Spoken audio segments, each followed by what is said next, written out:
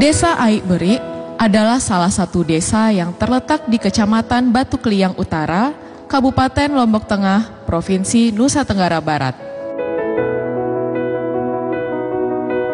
Alam pegunungan sangat terasa mengingat wilayah ini dekat dengan wilayah hutan alami.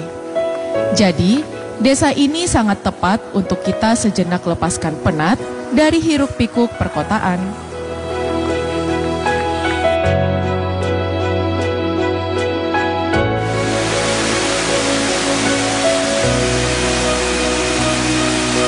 Rafting dan river tubing adalah salah satu wahana wisata yang ada di desa ini. Kali ini, saya diajak oleh Ringo teman saya. Dia adalah pemuda asli dari desa Aik Beri. Hey Cik, Hey, gimana tadi? Susah nggak nyari tempatnya? enggak kok, gampang. Ya udah, saya siap-siap dulu ya. Oke, sip. Halo Indonesia, saat ini saya sedang berada di Desa Aik Beri, Kabupaten Lombok Tengah. Desa ini terkenal dengan wisata air dan keasrian alamnya.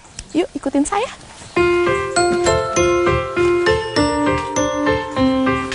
Mari, bisa dibantu. Boleh nanti. Oke deh. Ya, tunggu sana ya. Ya. Oke, thank you. Katanya wahana sungai ini mulai dikenal di desanya sejak 4 tahun silam.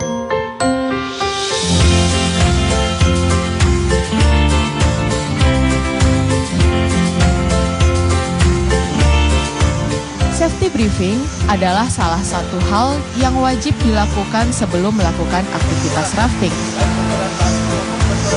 Ini dilakukan untuk keamanan pengunjung selama berarung jeram nanti.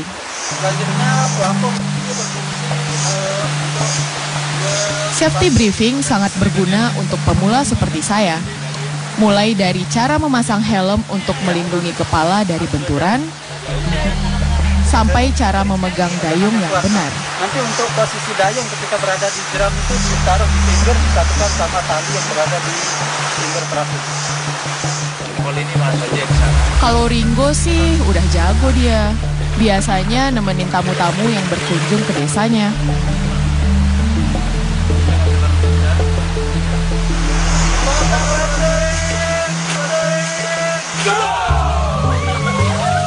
Dan yuhu, kita mulai basah-basahan di sungai Desa Aik Beri.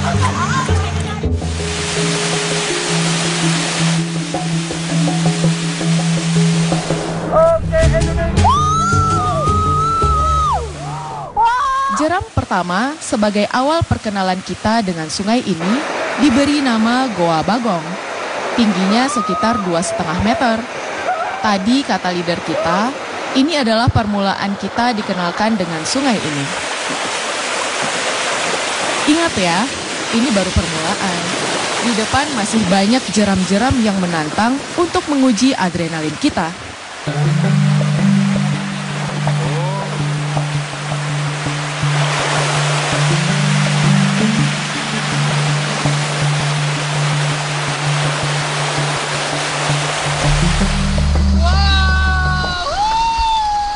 Wahana ini sangat bergantung pada debit air sungai. Di musim penghujan seperti ini adalah waktu yang tepat untuk bermain air di sungai. Selain safety procedure yang sudah kita gunakan, dalam paket wisata ini sudah termasuk tim rescue yang selalu memastikan keamanan kita selama perjalanan di sungai. Oke, jadi trek yang kita lalui ini namanya Koko Babak, bener ya? Ya, Koko Babak, dan panjangnya itu sekitar 6 km dan dengan jarak tempuh kira-kira 1,5 jam sampai 2 jam. Kalau kondisi arusnya seperti yang kita lalui sekarang ini, itu sekitar 2 jam, bener Kak? Ya, 2 jam. Oke.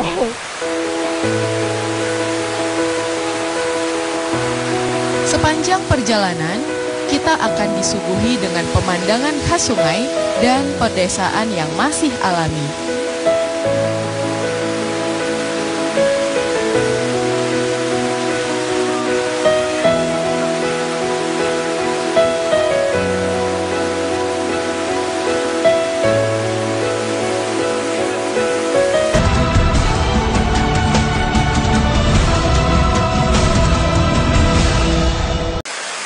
Badan masih basah kuyup. Setelah lelah kurang lebih 2 jam mengarungi sungai, pasti lapar dong. Ringo juga mengenalkan kuliner khas Sasak yang ada di desanya. Yeay. Helmnya bisa dibuka juga. Habis basah-basahan, dingin-dingin ini, pastinya kamu lapar kan? Iya, lapar banget Ini dari saatnya tadi. kita makan. Oke. Wah, udah siap. Ini juga merupakan sajian yang disiapkan pengelola wahana wisata ini. Silakan duduk dulu. Ya. Nih, gila ya. Makasih. Jadi pemirsa, setelah 2 jam kita berarum jeram ria, pasti perut kan lapar banget nih. Sekarang udah disuguhkan makanan nih sama teman saya Ringo. Ini apa nih?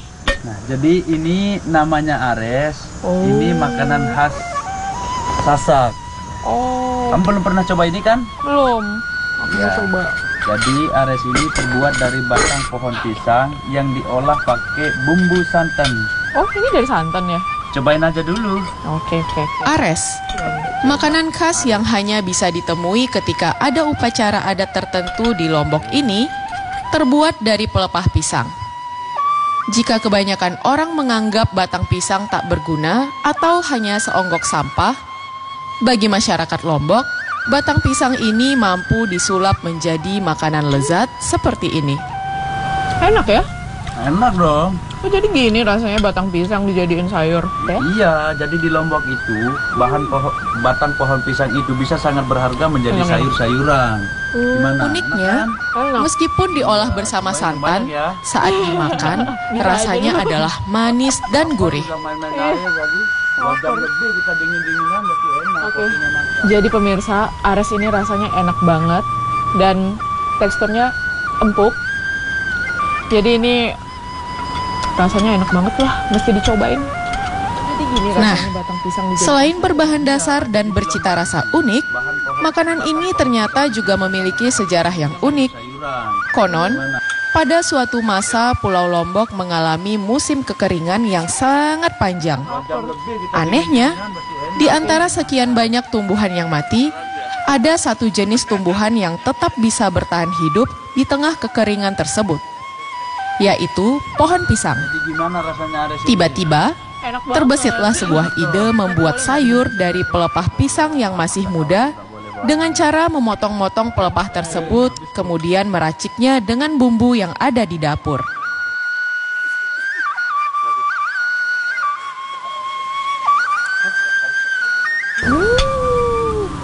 Selain disajikan ares, saya juga sempat mencicipi urap pakis. Coba yang ini lagi nih. Urap ini sebenarnya sudah umum dikonsumsi. Jadi nih, Tapi bagi saya, keunikan itu ada pada cara orang desa Aikberi ini memanfaatkan tumbuhan sekitar untuk diolah menjadi sajian istimewa seperti ini. Ya ada. Ngobrol loh. Ya. Jadi yang ini namanya urap pakis. sebenarnya urap di mana-mana sama aja sih. Cuman yang membedakan pakisnya diambil dari alam sekitar sini. Desa Aikberi berada di ketinggian 500 meter di atas permukaan laut. Udara sejuk khas pedesaan sudah terasa di desa ini. Persawahan menghampar di sepanjang jalan desa. Bak permadani hijau alami yang menyejukkan indera penglihatan kita.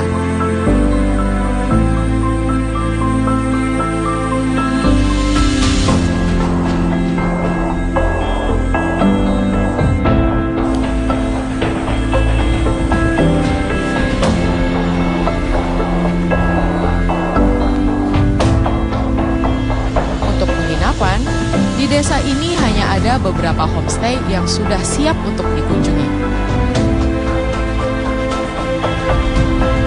Udah dari tadi. Iya, gimana? Udah siap? Siap dong. Ini kita mau kemana? Sekarang saya mau ngajak Cika berkeliling di sekitaran desa Aikberi. Oh, oke. Let's go. Let's go. Hari ini saya diajak berkeliling sepeda oleh Ringo. Dia ingin menunjukkan harmoni alam desa Aikberi. Bersepeda, adalah pilihan yang tepat untuk mengenal lebih jauh desa ini. Lelahnya rafting tadi serasa hilang setelah mata dan telinga kita dimanjakan dengan pemandangan dan juga atmosfer pedesaan yang begitu alami. Luas desa ini sekitar 1.100 km persegi. Masyarakatnya mayoritas adalah petani.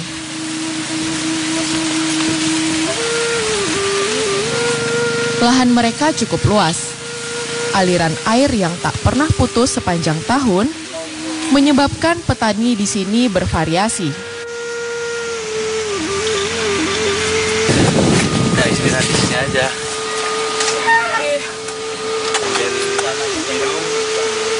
Bersepeda akan sangat nyaman dilakukan pagi hari, karena kita bisa sembari melihat langsung aktivitas masyarakat yang hidup bersahabat dengan alamnya.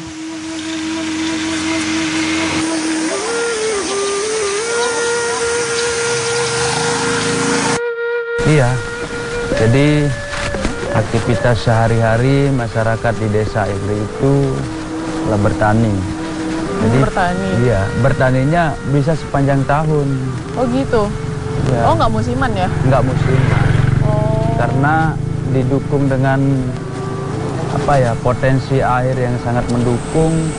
Jadi dari turun temurun jarang ada perubahan. Jadi sawahnya itu selalu ditanami padi karena didukung oleh sumber daya air yang mencukupi. Bagus lah ya. Ya. Di sini masih asri berarti gitu. Dan banyak airnya bisa dilihat di desa Ibri ini banyak ditemukan air terjun. Oh ya? Oh ada Iya. air terjun sini. Iya, ada air terjun. Oh. Boleh dong? Bisa ke sana nggak? Oh iya. Ayo, Oke. tapi masih kuat nggak? Masih dong. Deket kan? Semangat ya. Iya.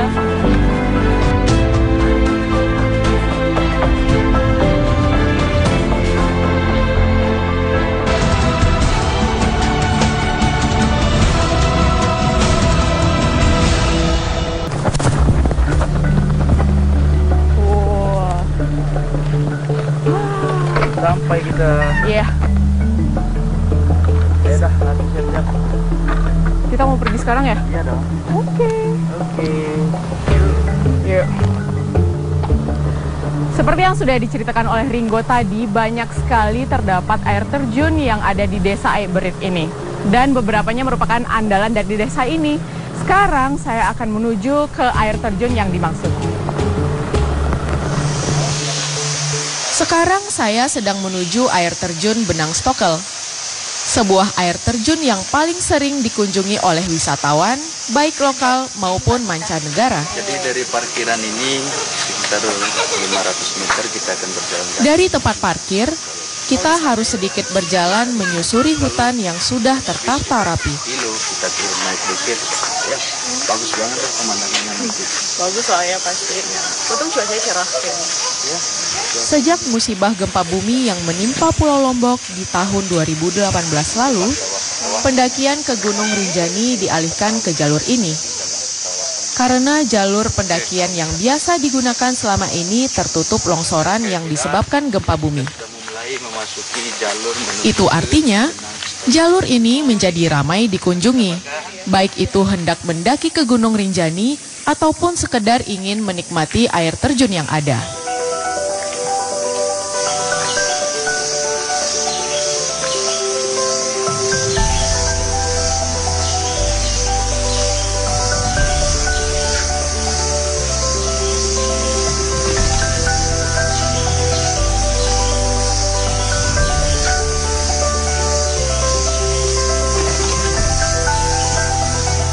Nah, Kika, jadi itu tuh namanya air terjun Benang Stokel. Oh iya nih. Ya, udah kelihatan dari sini kan? Keren banget.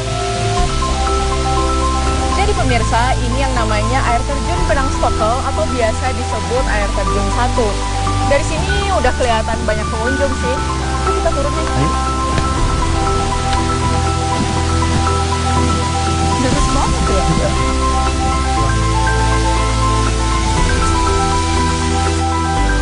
Air terjun merupakan objek wisata yang sangat disukai. Selain udaranya sejuk karena berada di area pegunungan, air terjun juga menjadi sarana travel yang neter dan menyenangkan.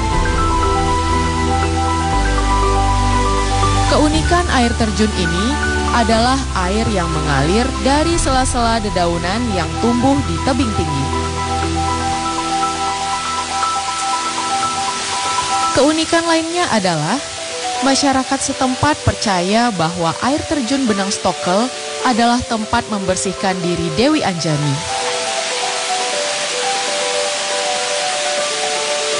Dewi Anjani adalah makhluk gaib yang dipercaya sebagai penunggu Gunung Rinjani. Pada waktu-waktu tertentu, Dewi Anjani turun dari gunung, kemudian mandi dan membersihkan rambutnya di sini. Itu sebabnya warga percaya bahwa jika sedang mempunyai masalah dengan rambut, mandi di Benang Stokel akan menjadi salah satu jalan keluar.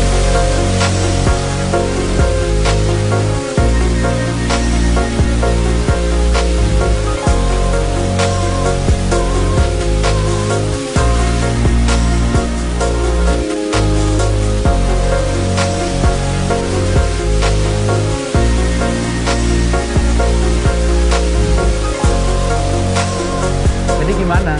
Air terjunnya indah, sejuk, tapi airnya keruh ya? Iya, jadi biasanya kalau musim penghujan kayak gini, air terjun Benang Stokel ini selalu keruh. Oh gitu? Karena di atasnya ada aliran sungai, tidak langsung dari sumber mata airnya. Oh ini ada sungai ada di atas? Sungai di atasnya. Oh gitu? Ya, tapi saya ada satu tempat air terjun juga, yang saya yakin air terjunnya jernih. Oh ya? Mau ke Ada? sana? Mau? Kuat? Ya kuat lah. Agak sok sedikit. Ah, gampang Kuat. lah. Ayolah Oke ke sana. Oke.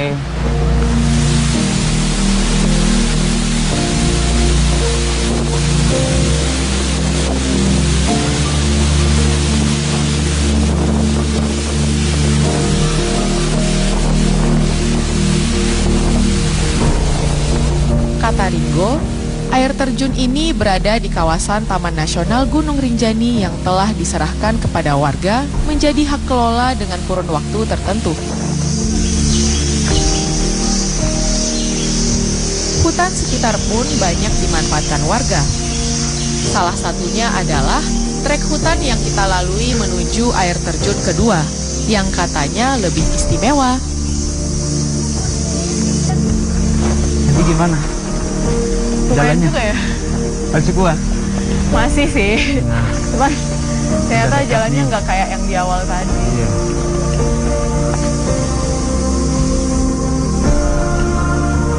Jadi wisatawan yang datang ke Ibri ini tidak hanya disuguhkan dengan pemandangan indah dari Benang Stokel dan Benang Kelambu, tetapi juga dari jalan dari Benang Stokel ke Benang Kelambu ini sudah bisa menikmati soft trekking.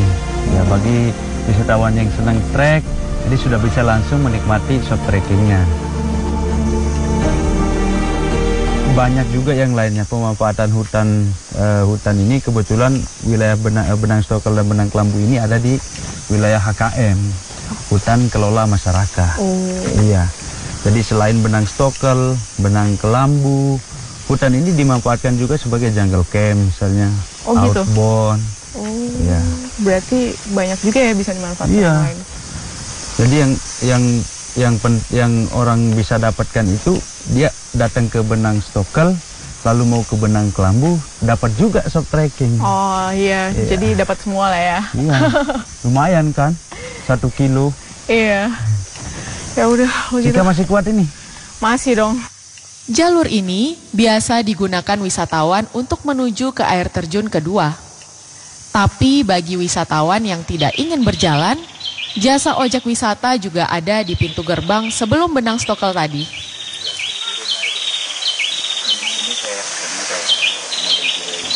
Kurang lebih 20 menit melintasi hutan alami Aik Beri, kita pun sampai di gerbang untuk menuju ke air terjun kedua, yaitu Benang Kelambu.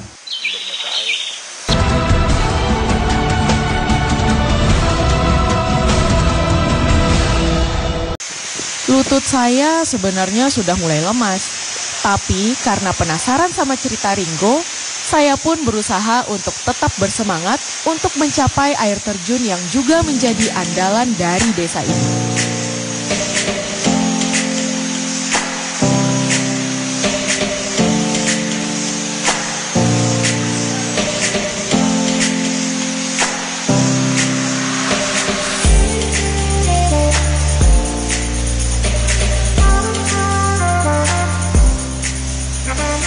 Jadi, di tengah perjalanan menuju air terjun Benang Kelambu, ada satu tempat singgah dan dari sini kita bisa melihat air terjun yang keluar dari semak-semak. Wah, indah banget ya.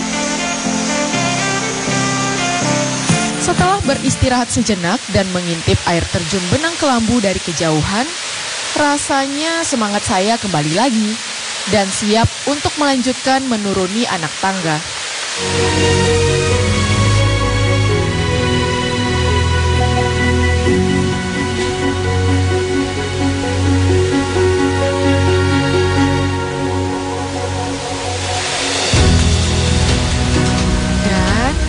Benar saja kata Ringo, air terjun Benang Kelambu indah banget, sejuk dan airnya jernih.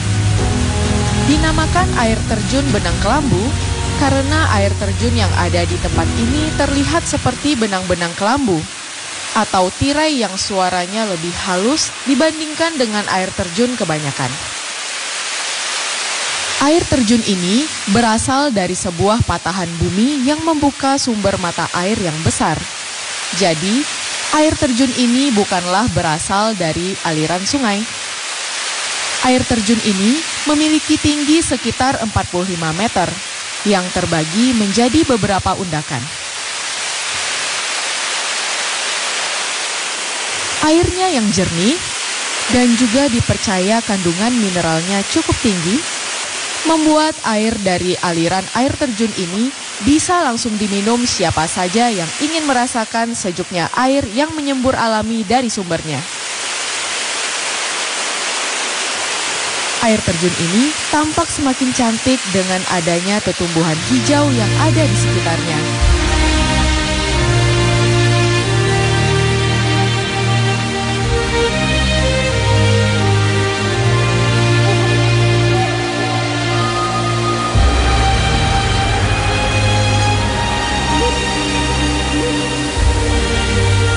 Pesona Indonesia tak akan pernah habis untuk diceritakan. Contohnya Desa Berik, sebuah desa kecil yang memiliki segudang inspirasi wisata. Dan keindahan Indonesia menunggumu untuk memulai perjalanan.